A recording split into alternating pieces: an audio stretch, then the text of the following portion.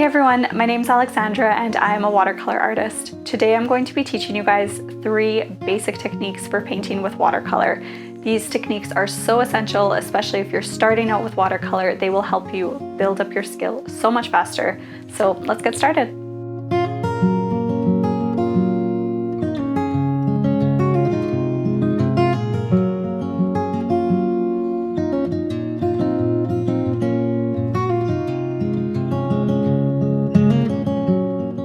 Keeping it simple for supplies today, you guys can use any watercolor paints. I'm using a number 8 paintbrush and 140 pound watercolor paper. I have my napkin to dab the paintbrush to dry and 2 cups of water. All right, so I'm gonna get you guys to put your paintbrush into your clean cup of water. You guys will just be using water. I'm taking a small amount of paint just so that you can see what I'm doing. It just helps with the video. And the next thing that we're gonna do is we're gonna paint a square onto your paper. So you want enough water that you can see it on the paper, but that it's not raised off the surface. You want it to just soak into the paper. So this technique is called wet on wet. What I'm doing now is I'm grabbing paint. I have a lot of water on my paintbrush. As you could see, my paint there was wet when I took it, and I'm just painting it over top of that square of water that I had already painted. So this technique is often used for watercolor washes. If you're painting a lot of landscapes and scenery, it's very good for that. All right, so we're gonna do the same thing below here. Again, it's the wet on wet technique. So water on your paper, lots of water on your paintbrush, but I just want to show you guys how you can use this technique to add a lot of depth and texture to your paintings. So now I'm going to take more paint on my paintbrush, so it'll be more pigmented, and we're just going to play around with putting it into the spot that we've already painted in, and you'll just be able to see how it bleeds into the water and into the rest of the paint there.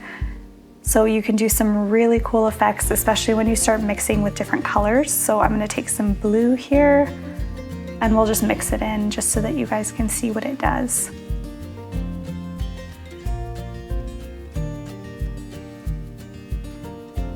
Yeah, so you'll see how the colors start to bleed into each other just because the paper is still damp. So again, this technique, I use it on so many of my paintings just to add more depth to them.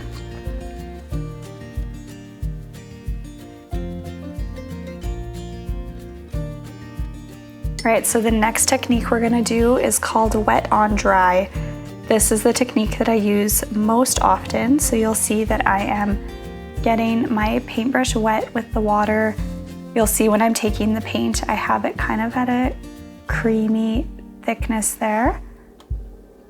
And you'll see how it goes onto the paper nice and dark, but there's still enough water that my paintbrush can move really easily.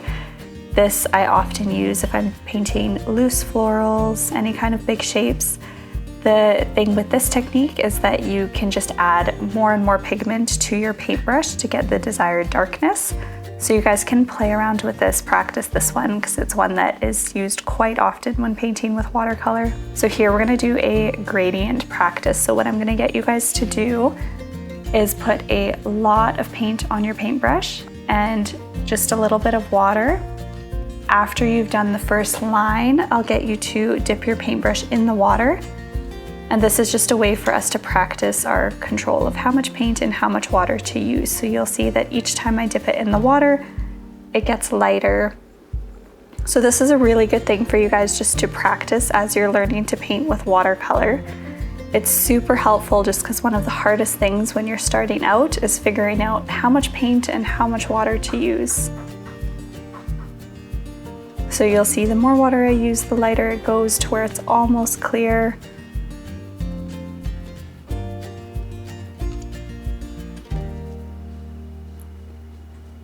All right, so the last technique that we're doing is dry on dry.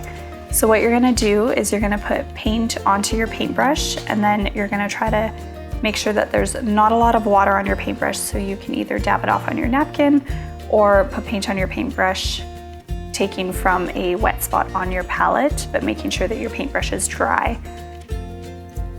So I just started here and I had a little bit too much water on my paintbrush, so it kind of came across as a wet on dry technique. So I'm just gonna keep going, and you'll see as I keep going, the paint strokes end up having some texture just because it's dry going onto the dry paper. So this is a good way to see the texture through the paper.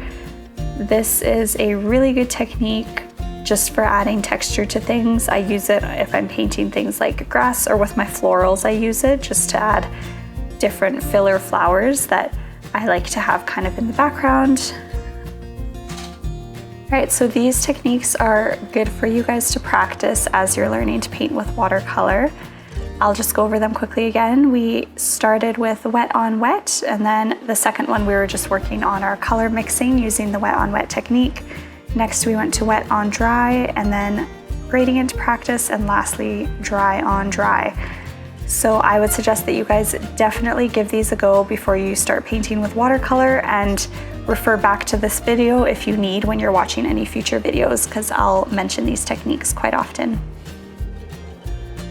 Thanks for joining, everyone. I hope you enjoyed this video and learned something new today. Make sure to like this video, subscribe, and comment below what you'd like to learn in the future. See you next time.